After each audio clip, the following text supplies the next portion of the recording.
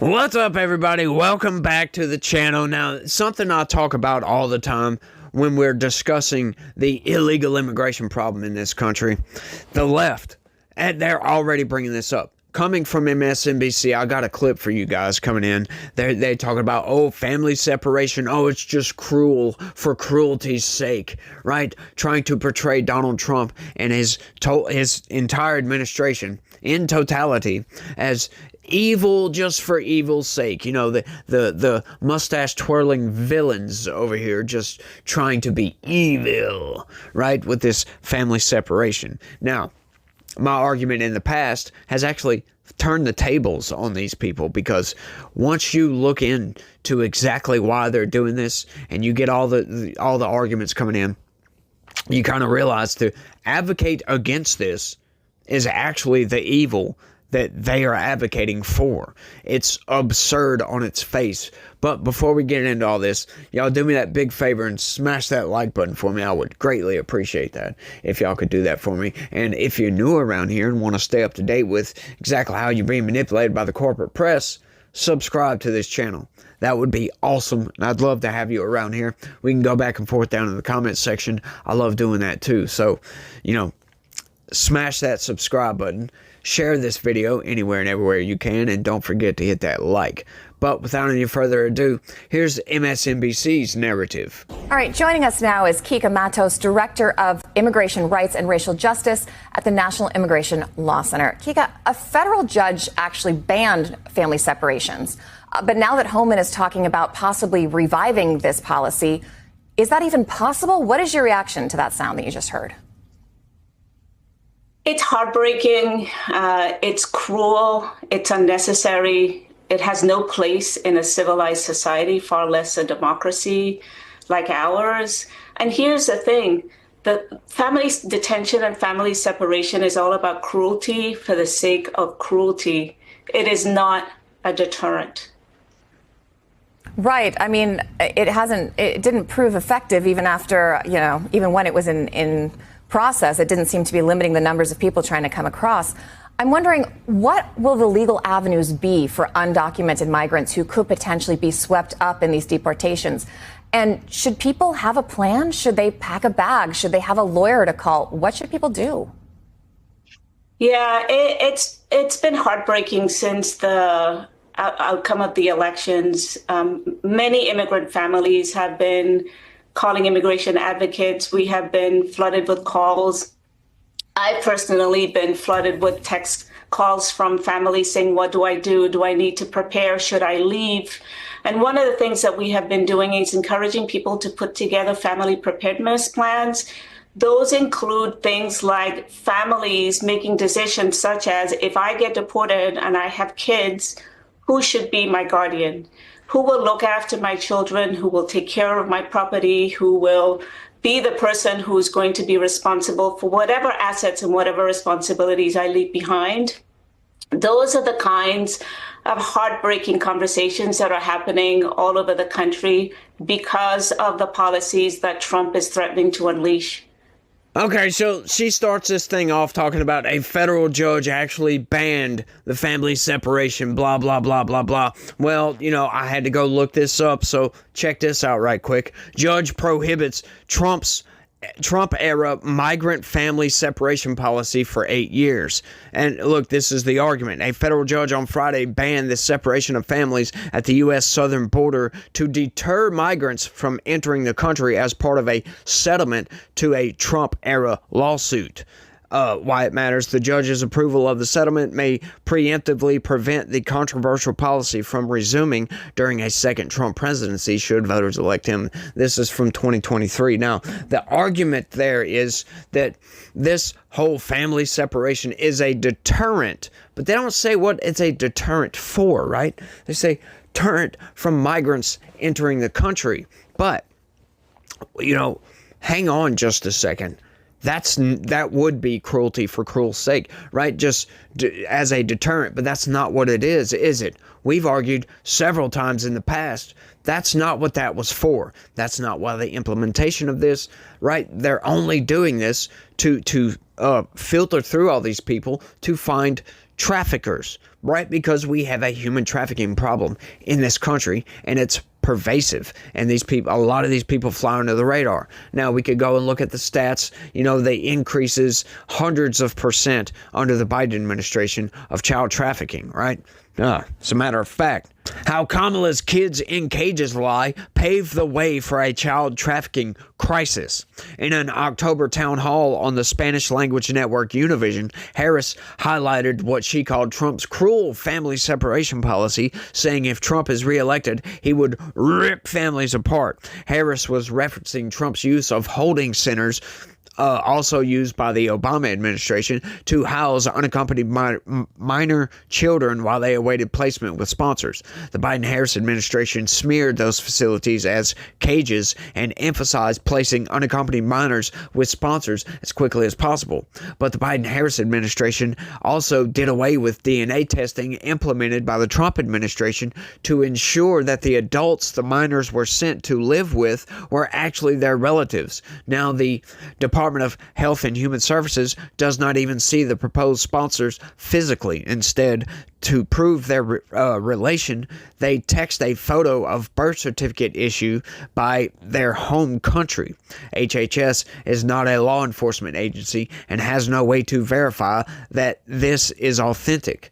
They release the child essentially based on a computer image of a foreign document that has the same last name as the child. Now, that's for some of the unaccompanied minors that come across the border. But that whole family separation issue, that is to deter coyotes, cartel members from trafficking children into this country. That's just the end result. It's a two-pronged situation here, right? A lot of these people, they try to traffic children into this country because there's a child trafficking cartel, if you will. Like, there's a ring of these people that they put these kids in abusive situations. That's something the Trump administration was trying to stop. And that was the deterrent to stop these people from trying to traffic children into this country. It was just one deterrent, right? But the Biden administration released their restrictions on all this. They released their restrictions on these sponsors for when you do get unaccompanied minors, whether it is just kids by themselves coming across that southern border, or if they are found to be being trafficked. You know, these kids got to go somewhere. We don't know where their parents are, right? How horrifying is that? To just have children traveling with people you don't know to another country. Like, what parent in their right mind would do this? I don't know of any at all. It's absurd that this goes on. But this is something the Trump administration was trying to put a halt to, right? And they were doing everything they could, and they were getting stopped by Democrats left and freaking right, with all these nonprofit organizations and all these the NGOs that help these migrants or whatever, suing the Trump administration to try to get them to stop, promoting this campaign of, they're putting kids in cages and all this nonsense, when all they're trying to do is stop the child trafficking situation that we have going on that southern border. When you look at it through that lens, these people that advocate for this, saying, it's cruelty for cruelty's sake. Hang on, what is the inverse of that? What are you actually advocating for? This to continue? You want this to go on, right? That's what the Biden administration has actually shown. And this is one reason why I'm so just hardcore against the Biden administration. It's insane, some of the stuff they've done. You know, the child trafficking has estimated to have arisen. The numbers, the hard stats has gone up hundreds of % since the Trump administration. It's insane. It's outright insane. And not only that, but, the Biden administration was knowingly releasing kids to known cartel members, known gang members, MS-13 gang members, and other gang members as sponsors, as foster parents, for crying out loud. That's absurd. That's just outright absurd. Now, I've got another video clip I want to throw in here right quick. This is from Tom Homan talking about this very situation. Check this out. 45-year low. Illegal immigration down 83 to 90%. Extraordinary work. Joe Biden is the first president in history of this nation who came into office and unsecured a border on purpose. Not by mismanagement, not by incompetence, they unsecured the border by design.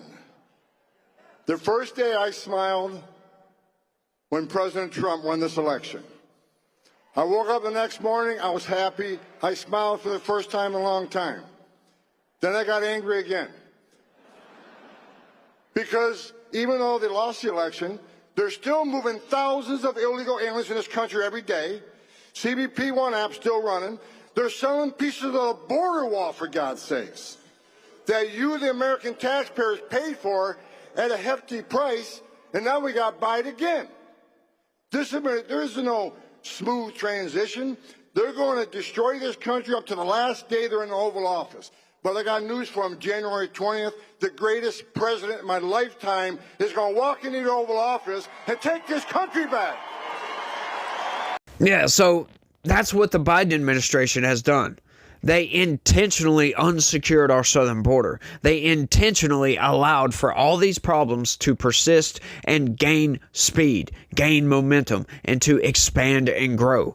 That is insane when you think about it like that. So to have these people coming in on MSNBC and advocating against this policy is absurd on its face and kind of makes you question, are these people evil? And just outright, are these people evil? Because why would you advocate for this knowing that these problems exist and persist till this day and have been expanded under the Biden administration?